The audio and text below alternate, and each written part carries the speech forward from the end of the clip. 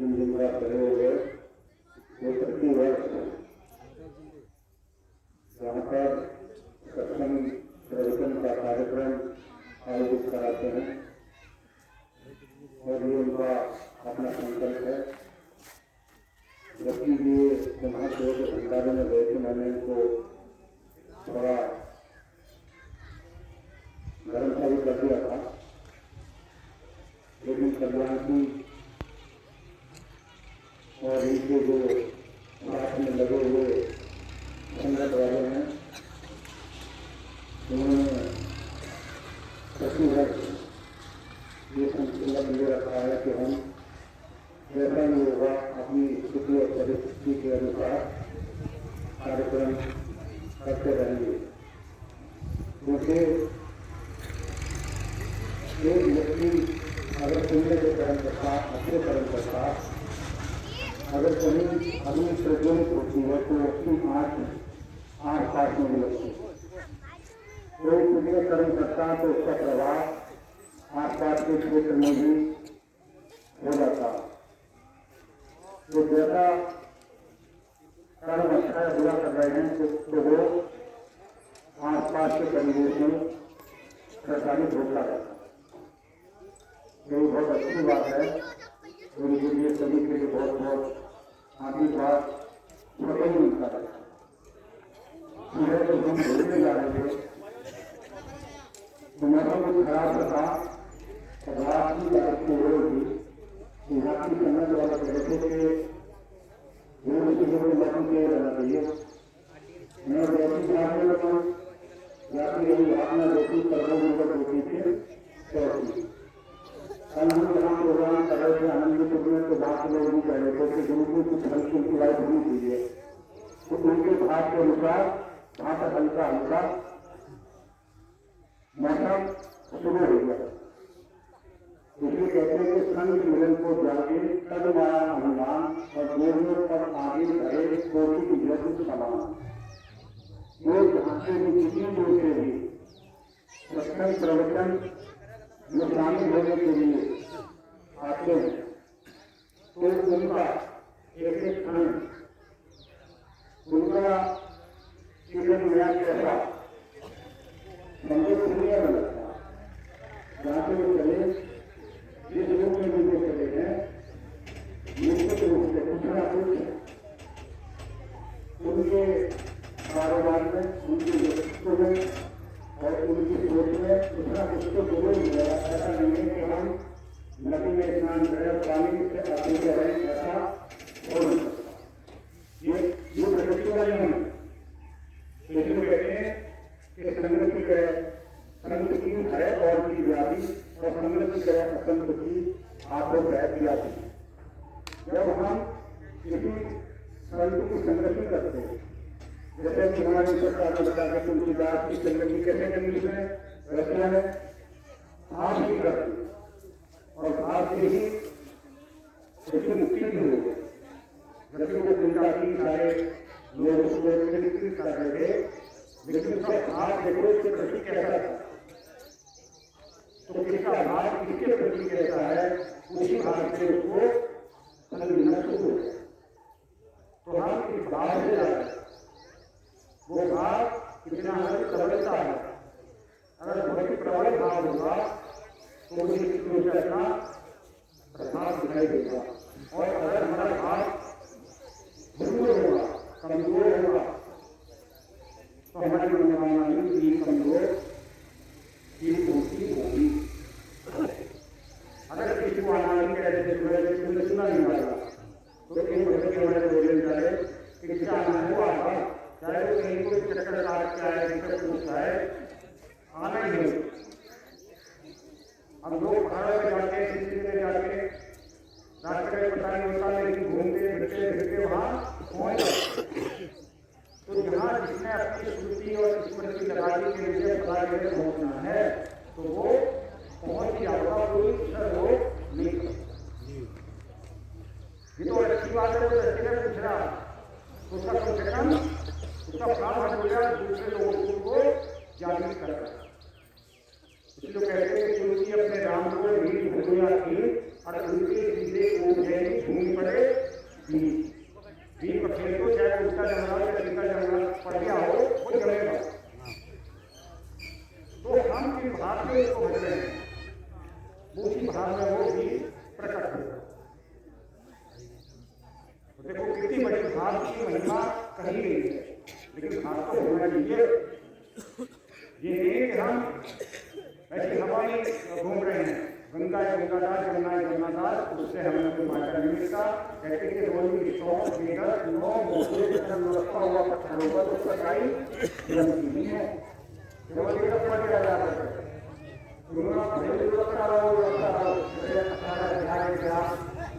मंदिर हमने 15 अध्याय पढ़िए प्रचार करते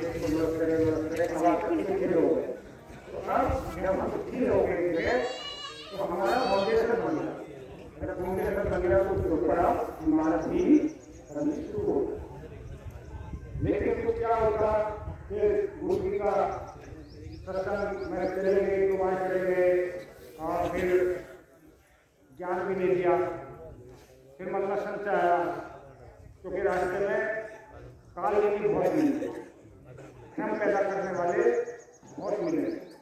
मान लीजिए किसी की कोई मनोकामना अधूरी रह गई हो तो उसके मन में ये संकट चलता रहेगा, यार मैं न मानता था तो मेरी मनोकामना अधूरी रहेगी। अब वो काल नहीं और नीचे का लगा के वो थक जा रहे हैं। ऐसे ही जो मूर्ख होते हैं वो ये सोचते हैं कि हकीकत तो सड़क जमाने में क्योंकि हकीकत सड़क पर जाना आज ये बोलिए राजनीति गारंटी है। जबकि लोग तो पता नहीं कितने कितने वर्षों तक तपस्या करके लेता है। मार्कंडेय जी ने 88,000 वर्ष तक तपस्या करी।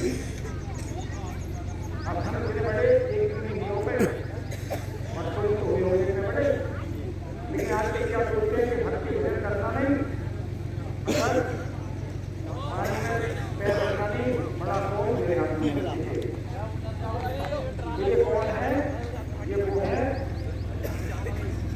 जो जानवर प्रवृत्ति वाले हैं, जो राष्ट्र की मनोवृत्ति वाले हैं, लेकिन जो देव और मानव मनोवृत्ति वाले हैं वो लंबी पाली रहते हैं, चलते रहते हैं। वो मार्ग में कितनी अवरोध आओ, कांटे आओ, कुछ भी आओ, चलते रहते अपनी मंजिल को जब तक प्राप्त नहीं कर लेते तो वो चले जाते। उन्होंने निश्चय कर लिया, पक्का दृढ़ निश्चय हो गया, और जब दृढ़ निश्चय हो गया हमारा तो उसे कोई रोक नहीं सकता, उसकी मंजिल प्राप्त करेगा। तो रोक नहीं सकता है भी हाँ परीक्षा आ रही, वो भी तो परीक्षा करता। हर जगह परीक्षा होती है, ऐसा नहीं है कि बिना परीक्षा के कोई रिजल्ट मिलता हो या मिलता परीक्षा नहीं मिलता। ऐसी प्रकृति ही परीक्षा लेती, वो गिरा देगी, गिराने के बाद खा भी देगी। कहते हैं कि करण हार करता है इसको लगे ना पानी और पानी भर रहे हो धूल बना के पलिया करके फोटो चल बड़े बड़े राजाओं को ठीक बना के उनके संगे लाखों रुपए वो ज्ञान हो करवाई तो वो तो पढ़ने पढ़ने कुछ भी कर सकता है, लेकिन करेगा कब? जब हम इसके नजदीक हैं। इसका ध्यान रखा जाता या तो इंसान उससे बहुत प्रेम करता है, उसका ध्यान रखता है, या उसका ध्यान रखता है जिससे बहुत ज़्यादा घृणा करता है। दो ही रखता जो तो भयंकर दुश्मन होगा किसी का उसका ध्यान रखता है, या जिससे बहुत ज़्यादा प्रेम करता है उसके हर ध्यान रखता है कि जरूर करते हैं, और जिससे नफरत करता है उससे ये सोचता है कि इसे कोई ये परेशान नहीं है। तो ऐसे भगवान के प्रति को नफरत रखता तो समझो उसे कभी सुख नहीं, क्योंकि उसने भाव अपना बैर भाव रख लिया। तो तुमने सबने देखा होगा, टीवी देखते रहते हैं, एक कल कुछ बोला उसने नहीं दिखाई दिया, बाद में सिर भागता रहता था, मुझे तो भगवान शर्त मुझे मार रहा जैसे पहले पार लग जाते हैं तो डर के भागता रहता है। सूरदास का वो डंडा पकड़ के चलने लगा, यहाँ भी डाला डंडा पकड़ के चलो वाला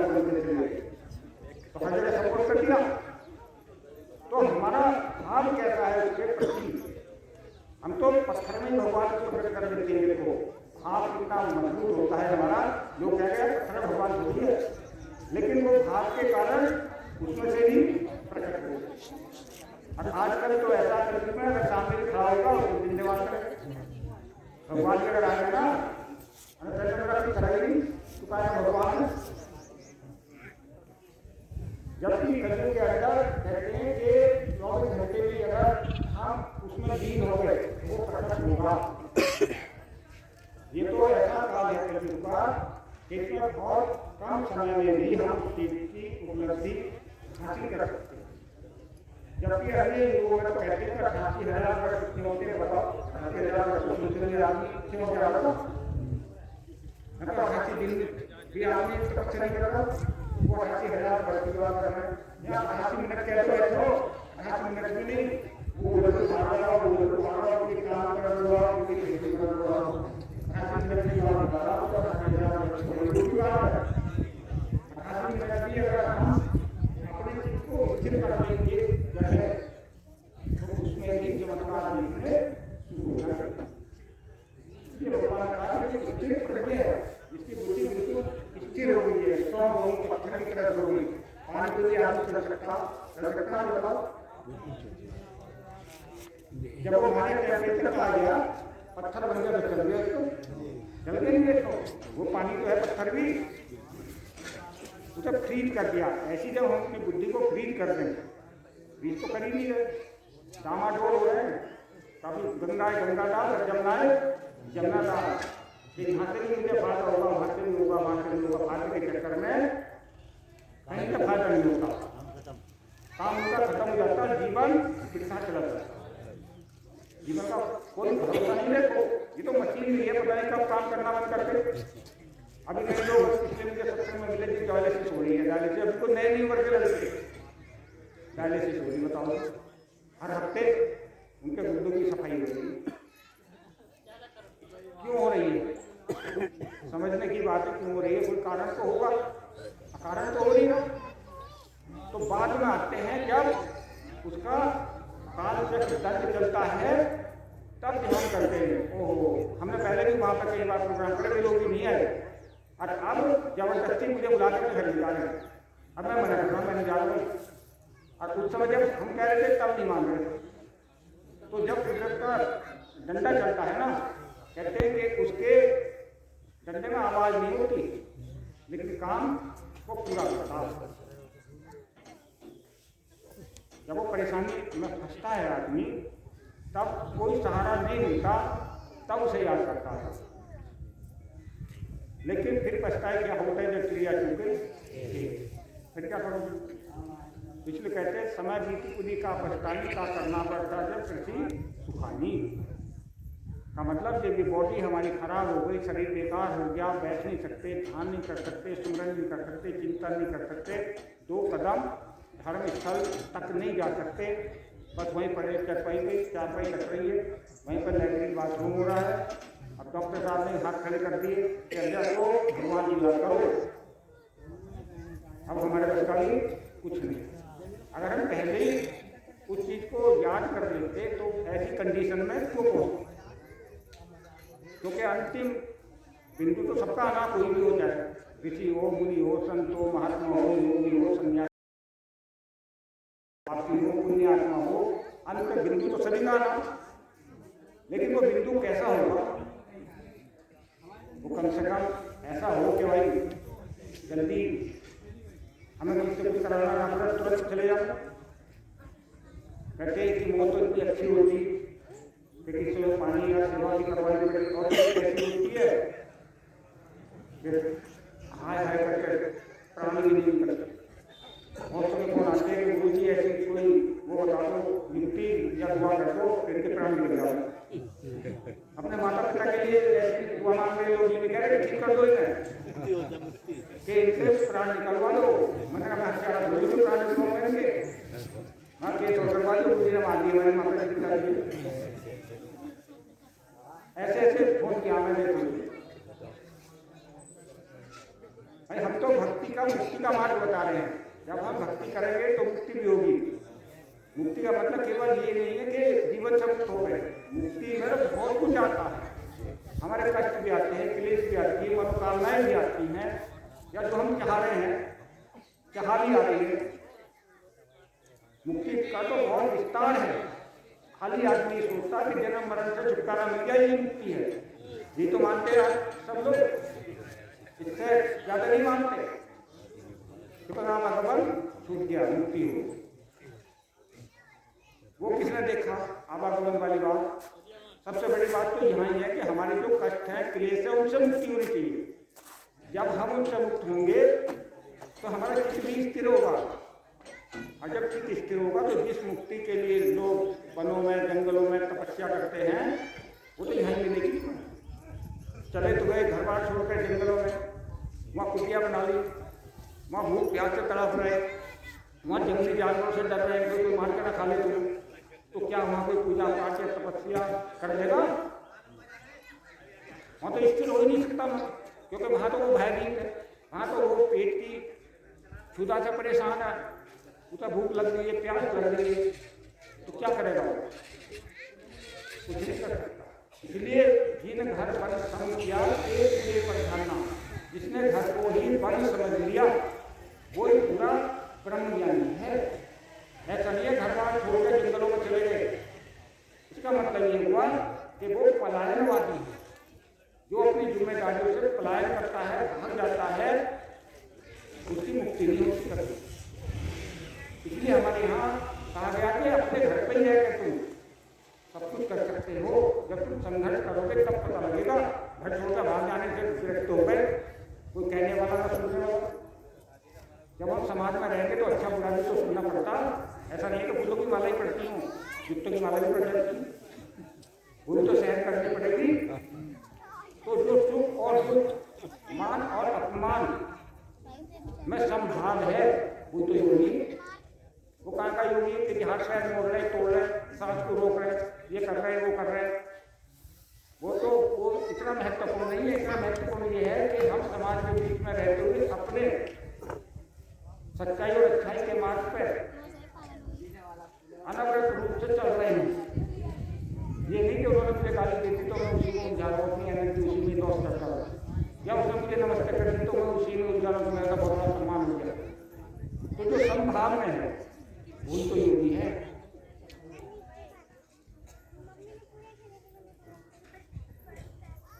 कोई पूजा कर रहा तो भी ठीक है, कोई नहीं कर रहा तो भी ठीक है। बहुत तरह की आरती करा रहे हो, हम तो किसी की आरती नहीं कराते, मत करो, क्या हो गया?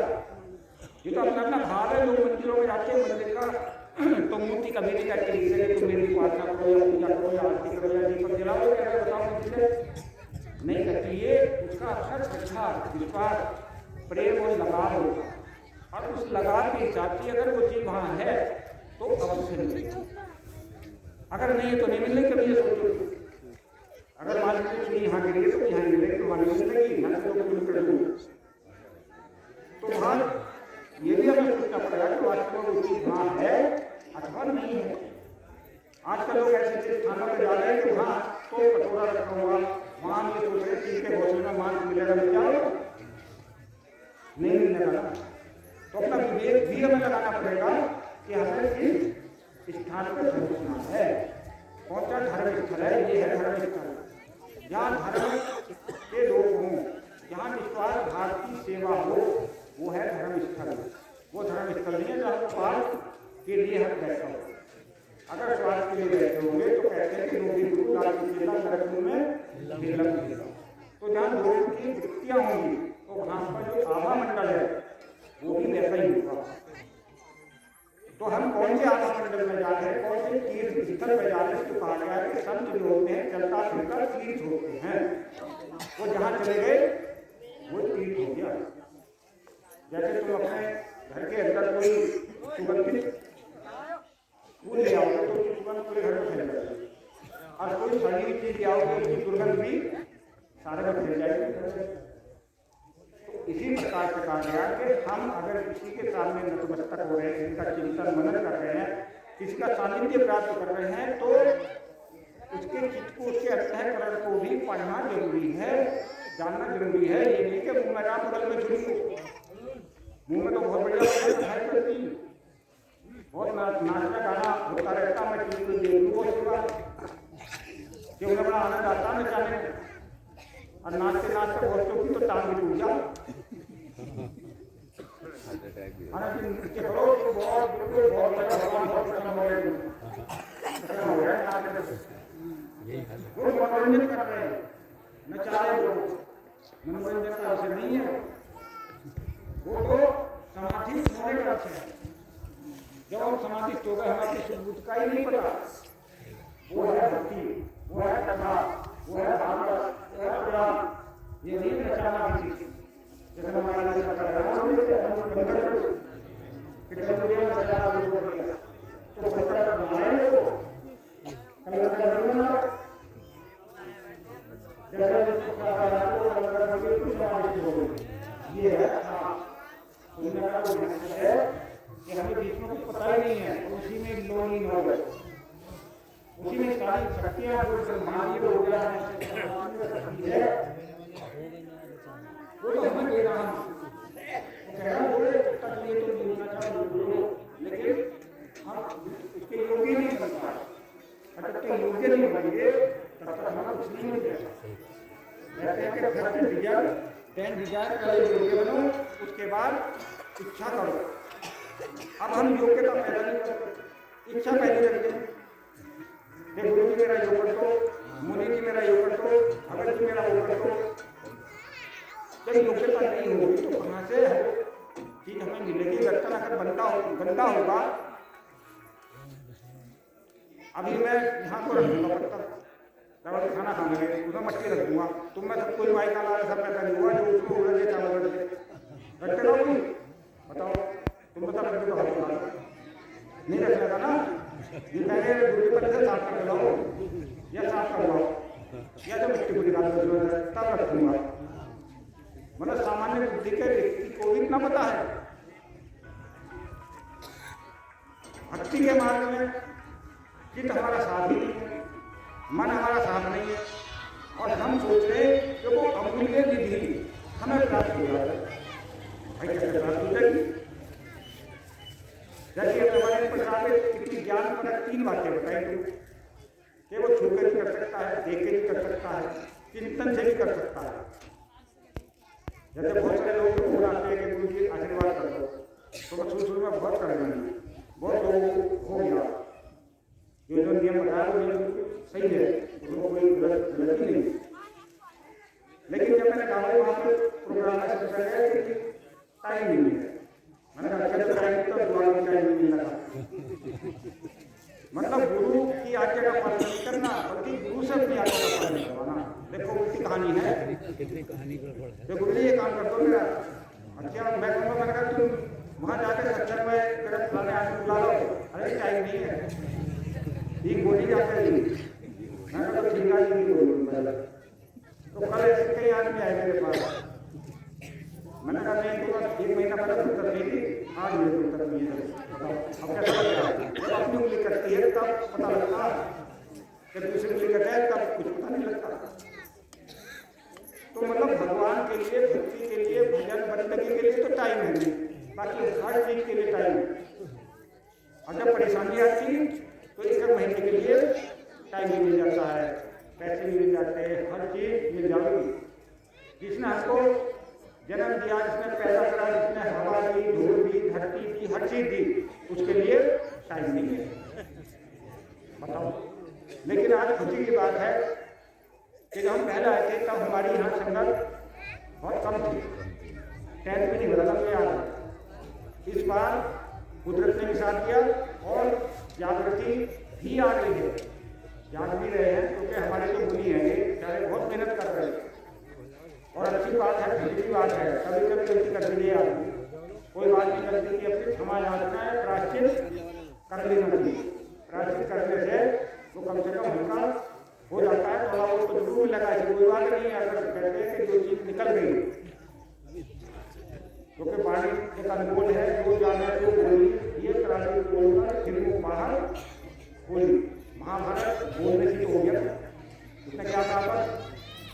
अंधे का पुत्र, अंधे का अंधा, तो कितना बड़ा हो गया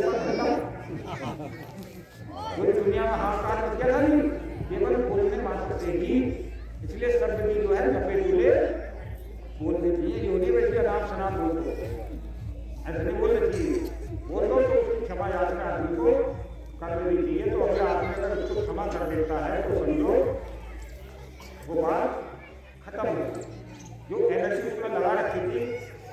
अच्छे काम में लगा। तो ये सारा ऊर्जामय है सारा मामला। अब हम कौन सी ऊर्जा में जी रहे हैं? जैसे अभी हमारे ये बता रहे थे इन्होंने पेपर साहब बोल दिया भाई 3 स्टार से हो गई, तो कोई बात नहीं हो जाता। तो हम चाहते हैं कि धर्म की स्थापना हो, अधर्म का नाश हो।